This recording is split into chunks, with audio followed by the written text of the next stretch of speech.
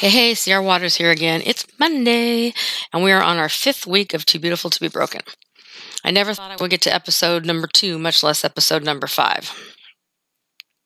I'm going to start this episode a little bit different. I'm going to promote a woman and a company that I absolutely love. The woman is my daughter, Elizabeth Dans. She is so beautiful and smart and funny and dedicated to the things that are important to her in this life. She, like many of us, have friends in her life that have been through every kind of abuse. So to make a difference and to help get the word out there, she has a company called Bad ASS Beauty Boutique. She sells makeup that makes you feel like a true bad ASS. She loves the company because they give back to survivors of sexual abuse. So far, they've helped over 245 people. Her goal is to empower all sexual abuse survivors, and by the purchase of cosmetics through her company, you're doing that. So you can go to her site at www.badassbeautyboutique.com, or if you need more information, you can message her at www.facebook.com/midnight.rain.love. She is an amazing kid with a genuine heart. She's beautiful inside and out. And since we all wear makeup, and this is a great product, I hope that you will support her, and through doing that, support survivors. I know this month there's been a lot of very negative information, ton of statistics. I don't even like statistics. I hate the world that we live in now, that it's come to such a state that we actually need to talk about all this stuff. We shouldn't be needing to talk about this. Sadly, though, there are so many survivors and more people out there every day that are being victimized. Education is our number one way to fight this. The more we know, the more power we have. Knowledge is power. We just cannot let another generation of people fall victim to perpetrators that abuse our kids, that abuse us in every way, shape, and form. I was at Walmart the other day, and I was wearing my Believe Survivors t-shirt. As I was checking out, a lady walks up to me and says, ma'am. And I'm thinking, what's the emergency here? But I turned around and I said, yes. And she said, I just want to tell you that I believe you. I told her thank you, and then I told her about my podcast, and so I hope that she listens to it. I want to thank her very much because she gave me a new little burst of faith that maybe the next generation may be a little bit better than the one we're in now. And I think it's so important that if we see somebody and clearly they're a survivor, that you will stand up and show your support for them. I want to tell you, last week's podcast was a little off. I realized when I went back and listened to it later that I forgot a lot of things. I had a couple nights before Monday that I was having a really hard time sleeping, and I still kind of am. And they say you should never drive or operate large machinery when you're tired. I guess you shouldn't podcast either, because in this case, not a good combination. So tonight's topic is going to be about our kids, sexual assault and domestic violence. I'm going to add another topic in tonight, though, even though I don't usually do 2 topics in one time, because this is the last time we're going to talk about sexual assault awareness and prevention, at least in one big lump. We may touch on it here and there throughout some different podcasts, but as far as concentrating on it, it'll probably be the last time we do any major concentration on it till maybe next April. Tonight we're going to add in some stuff on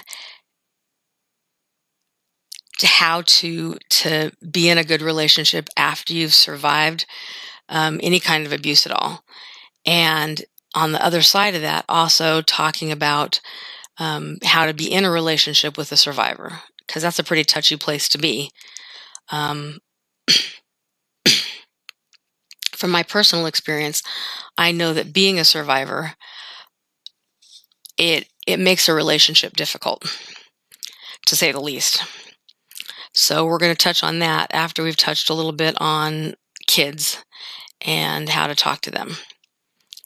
Before we start, though, I want to make sure that everyone knows that this is a safe place to talk about anything and everything. There's 100% acceptance. We're all damaged, so there will never be judgment here. If anyone wants to contact me, you can do it at cr.waters@aol.com, or you can leave a message at 951-208-4709. I will answer any questions. I'm not known to be the promptest person on the planet, so I will listen and I will respond. It may just take me a little while. If you've been assaulted in any way and need to talk to someone, please call the National Sexual Assault Hotline at 800-656-HOPE or 4673. If you're in a situation right now, though, please get to a safe place and call 911. Your safety is and always will be our first priority. Tonight I want to add a couple numbers on there for you, though. Human sex trafficking is huge right now, which is an entirely different topic all in and of itself. That would take up probably more than one show, but it's huge. So I want to put the National Human Trafficking Hotline. The number is 888-373-7888. The National Runaway Safe Line.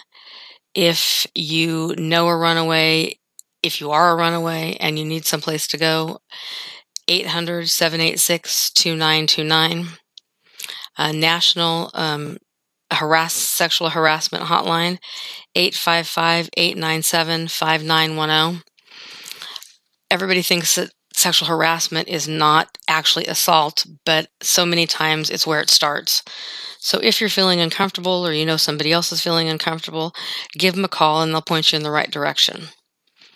National Suicide Prevention Lifeline, 800-273-8255.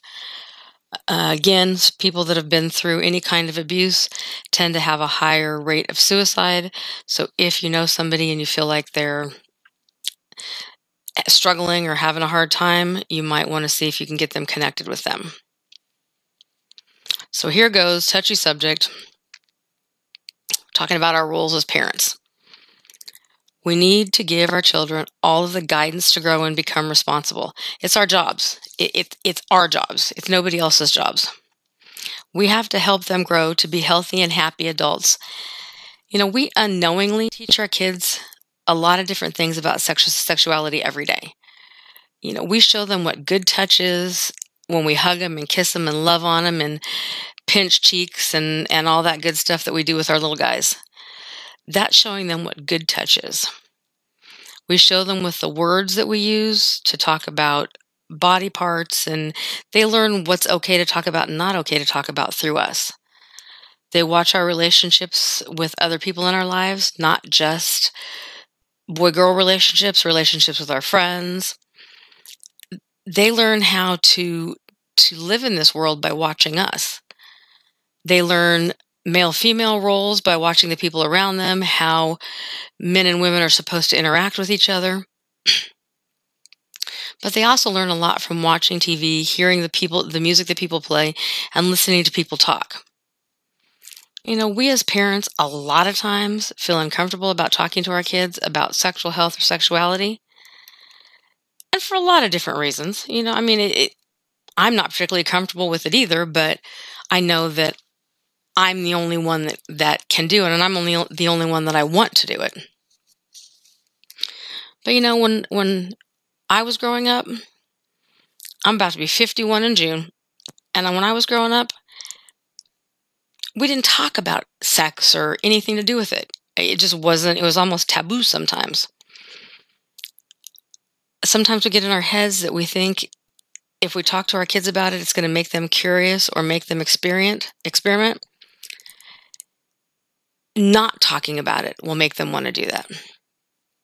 If we are open and honest and talk to them about it on both sides and how we feel and where we think they're at. If we get in there and actually talk to them, they're less likely to experiment. We question when we should start talking to our kids about it, or how old they should be, or what they should know, or what they're ready for. Well, what they're ready for is what you're willing to talk to them about. We need to let them know at a really young age. Our little guys need to know that their bodies belong to them and that they say who touches it. And that includes holding hands or anything else. Because what we forget is that when these people get a hold of our kids, a lot of it starts out with just simple touch and it moves into more. So we have to make sure that our little guys know that their bodies belong to them. We have to show them that their private parts of their body are the parts that are covered by their bathing suits and that there's no secrets in touching. If touch is good, there should never be an issue talking about it. So we got to let them know any kind of touch should be talked about. We need to teach them to trust their yucky feelings. That's a good way to express it when you're talking to a little guy. If it makes you feel yucky, then you need to talk to somebody about it. And if you can't talk about it, draw a picture. Kids should know the correct terms for their body parts. Whether you want to say them or not, guys, you need to teach them the correct terms for their body parts. Because it makes it a lot easier, if anything does happen, for them to be able to express in a way that you'll understand. We need to make sure that we listen to what our kids are saying to us. They need to know we believe them. If you think about it for a second, it kind of sounds less like us as adults. We strive to feel like we are heard and that people believe what we say. Our little guys do the same thing. We also need to look for nonverbal cues. Kids so many times cannot say things to you that they want to say. Let's be real here. Most adults can't tell you how they feel or what they think. So if we can't do it, they sure can't do it. So you want to look for things like nightmares or sleep difficulty. If your child is starting to withdraw a little bit, have unusual anger outbursts, anxiety, basically what shows up is stress. They can be depressed. It won't look the same in a depressed child as it does in a depressed adult because they're going to just kind of pull away from you and not be interested in playing the same games and with the same things that they used to play with before. If your child does not want to be left alone with a particular person, for heaven's sakes, don't leave them with the person. There is a reason why your child is trying to tell you that he does not want to be with that person. So you have to pay attention to what your kids are showing you. And if we don't pay attention, how are we ever going to find out? If your child has sexual knowledge, language, behaviors, things that are not appropriate for their age, if they're trying to experiment with a sibling, if they're staying in the shower longer than they should. And this is even with our 3 and 4-year-olds because this mess is happening even to our little guys. So we need to pay attention to the things that they're saying. And if they're saying stuff that makes us uncomfortable, well, then we need to realize we need to look into it further and find out where it's coming from. We need to watch out for anything that they're doing that is suddenly out of the ordinary. If your child is usually talkative and is quiet, if they're usually quiet and all of a sudden they're talkative, if they're not saying the things they used to say, if they don't want to sleep by themselves, if you have a child that suddenly starts wetting the bed that hasn't been wetting the bed, these are things that you need to pay attention to because there's a reason behind it. Kids don't tell us things for a lot of to be honest with you, they don't tell us things for the same reason that we don't tell things. They have threats of harm to themselves or their families. They have a fear of being taken away from their parents. That's either been threatened or just something that they may worry about. Fear of not being believed. Lo and behold, I wonder if that's where it comes from when we're adults. We as adults fear that we won't be believed if we tell somebody. Well, our little guys feel that same way. And they feel shame and guilt just like we do. So if you suspect something, if you see something, not only in your own kids, but in other people's kids, please call the National Child Abuse Hotline at 800-4-CHILD. Don't let anything slip by you because these are our kids. I'm going to say something a little rough here, and I'm sorry if it comes off rough, but it's really important to me. If what you're talking to your child about makes you feel uncomfortable, if you don't want to talk about it because it's out of your comfort zone, well, quite frankly, that's just too bad. These are your kids and they are your responsibility. They didn't ask to be born and abused and go through everything they've gone through. You brought these children into the world. It is your responsibility 100% to take care of these kids.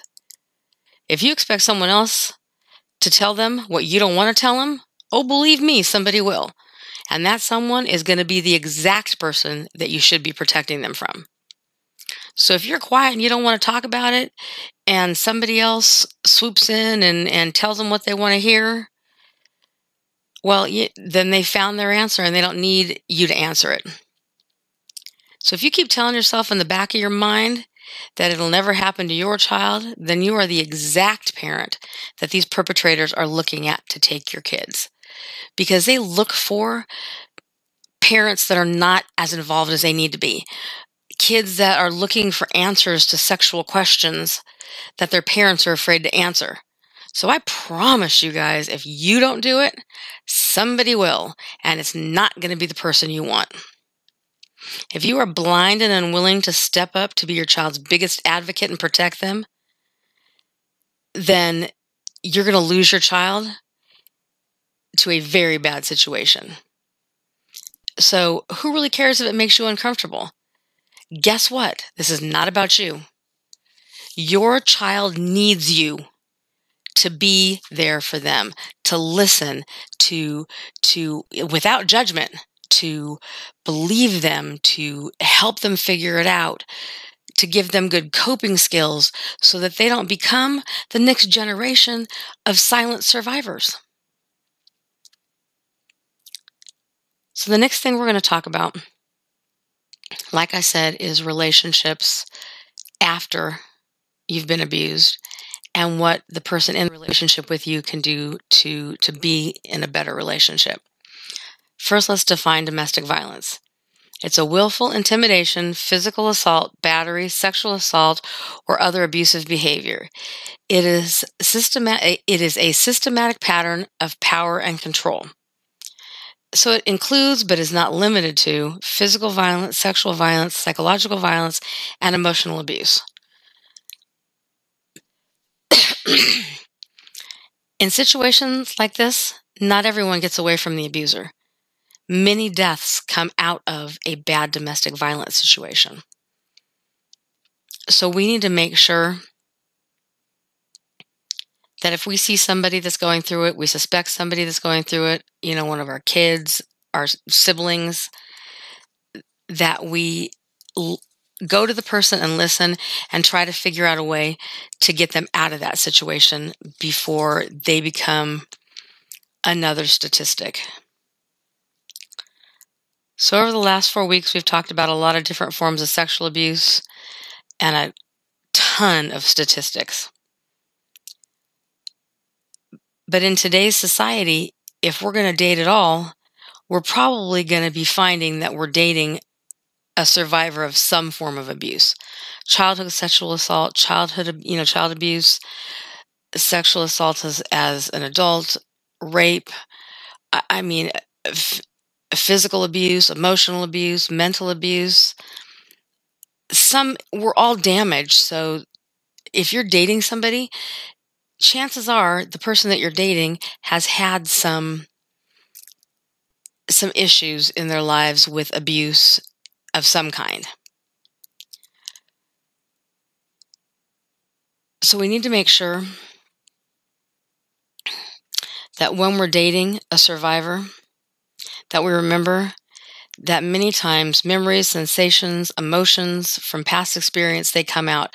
And believe you me, they come out everywhere.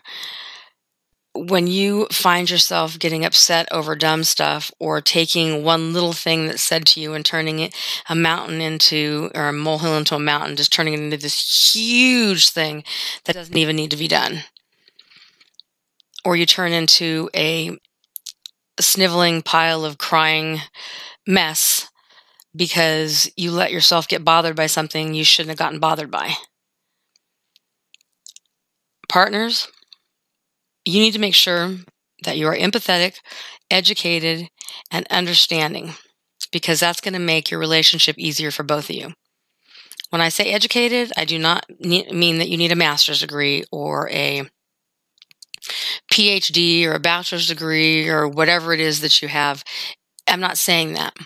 But you do need to take the time to look at the research that's behind maybe what your partner's gone through. We Google everything else.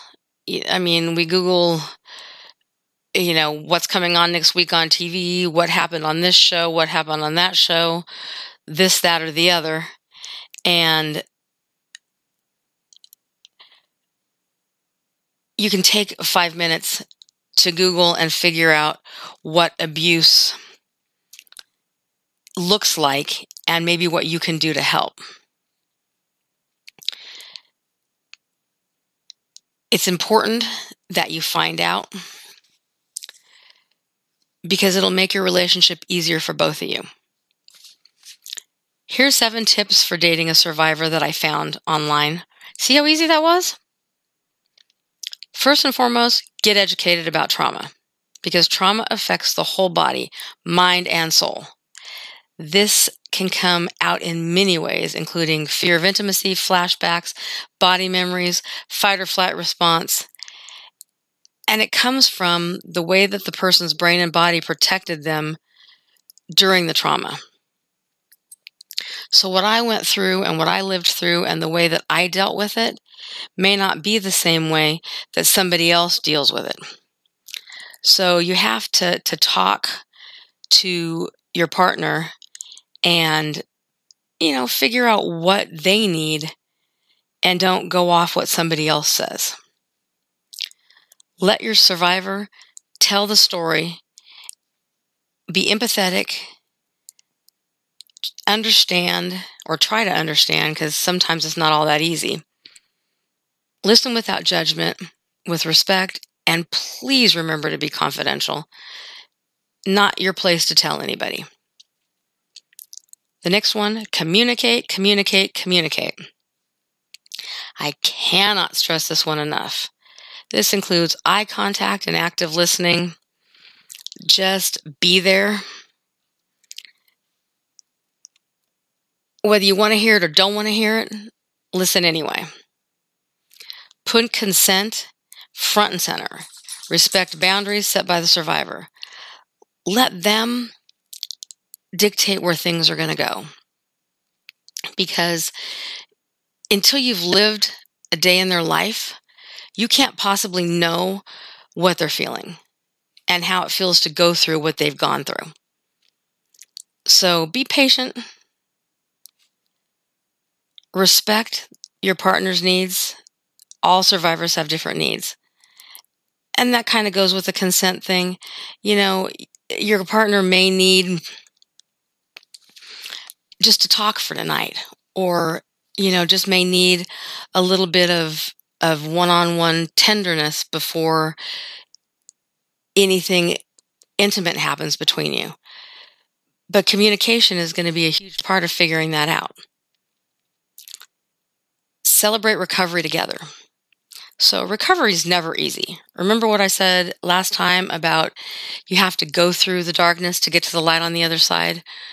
Well, you have to go through the darkness, period. But if you're going through it with a partner that is willing to go through it with you and is willing to listen to you and be there for you, you're going to get there a lot quicker and with a lot less ups and downs. So you want to celebrate the little victories along the way, because it'll make the journey easier.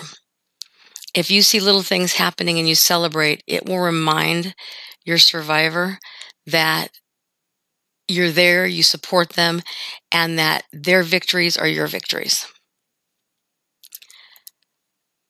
we need to remember that survivors need to feel safe again. And I'm not just talking about physically safe. I'm talking about emotionally safe, mentally safe.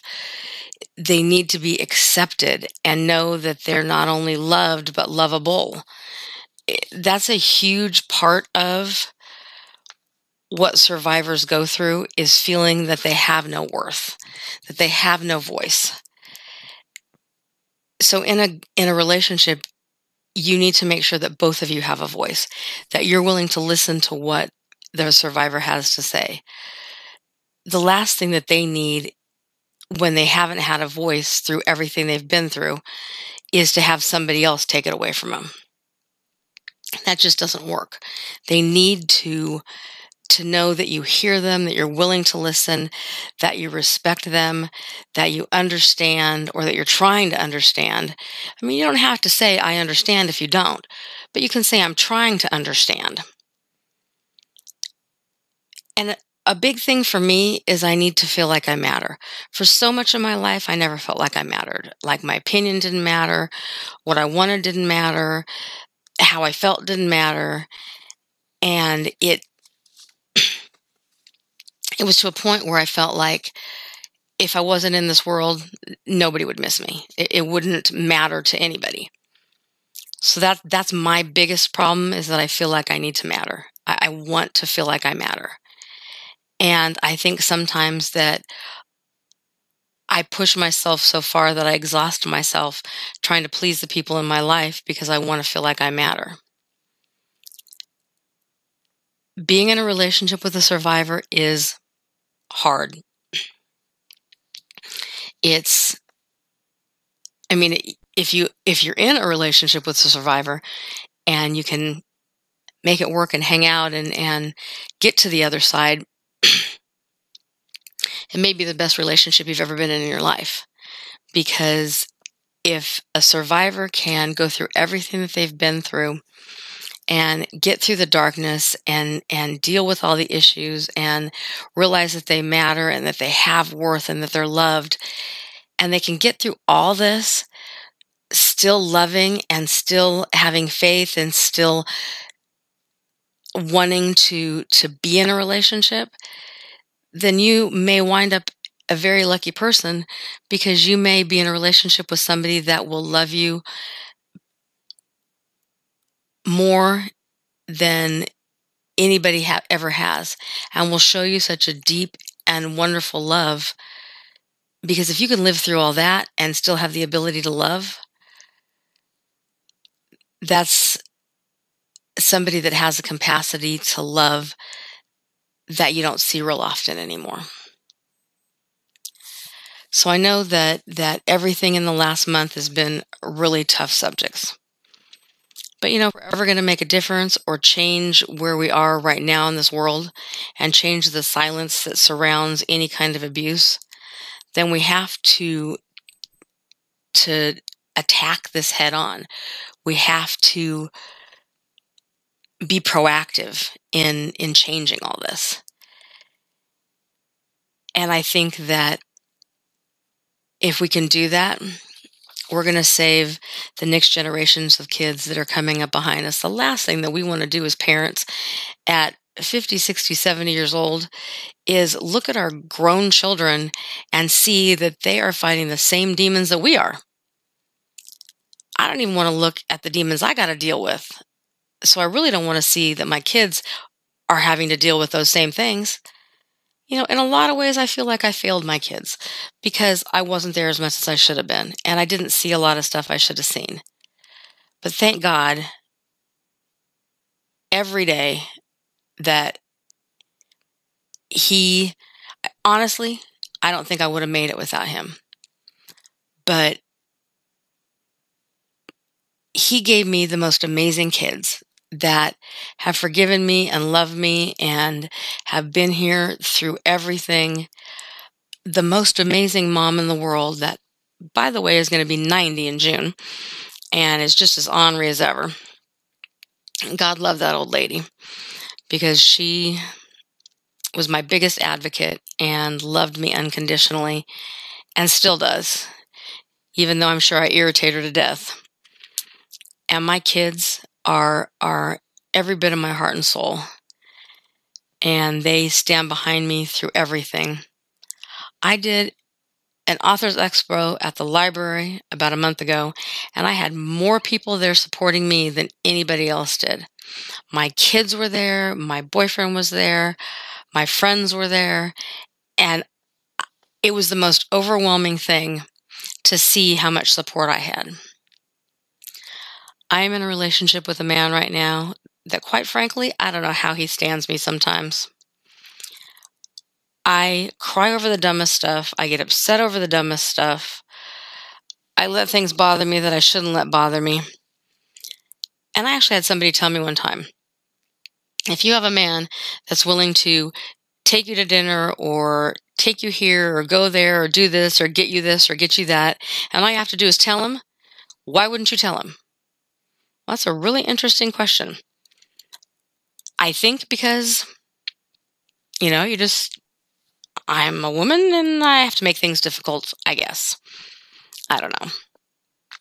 It's silly, really, and I think that a lot of it has to do with what I went through in my past, but we are not in those relationships anymore. We are not those same people anymore, and I don't have a right to punish him for something he didn't do. He stands behind me. He loves me. He listens to me, even though I know that doing a podcast and talking about all the stuff that's happened to me in my life cannot be easy for him to listen to, but he still stands behind me. He tells me he's proud of me every day. And I know that it can't be easy watching me go through everything I'm going through with PTSD and flashbacks, and that can't be easy for him. But yet and still, he's still here and he still loves me and he's not going anywhere. So I think I'm pretty lucky. He's an amazing Christian and his faith inspires me every day. So hopefully this is kind of the end of our sexual assault stuff that we're talking about. We may touch on it again here and there when things come up. I want to go into some stuff like bullying and some other stuff coming up here. Emotional intelligence for our kids. How to raise our kids to be positive and to reach for the stars. So, but next time I think we're probably going to go into bullying because I know some kids that have been through it and I'd like to address it and see if there's some way we can maybe figure out how to talk about it more than we do. So I want everybody to remember to always be true to yourself. Very, very important. Don't ever try to be somebody else. Be true to who you are. Love with your whole heart. Very, very important. You have to love with your whole heart. If you're not putting 100% into it, you're not going to get 100% out of it. In every relationship, you both have to put 100% in if you want to get 100% out. And always, always, always remember how important family is. Without my family, I wouldn't have anything. Without my mom, who's still here, God love her, my kids that have stood behind me through everything, and we've been through the ringer, up and down and sideways, and we're closer now than ever. And I support them in everything they do. They support me in everything that I do. My boyfriend, who stands behind me 100% and supports me always. Without that family, I wouldn't have anything. God has truly blessed me with the most amazing family in the world, and I thank him so much every day. So between now and next Monday, please be safe. God bless you, and good night.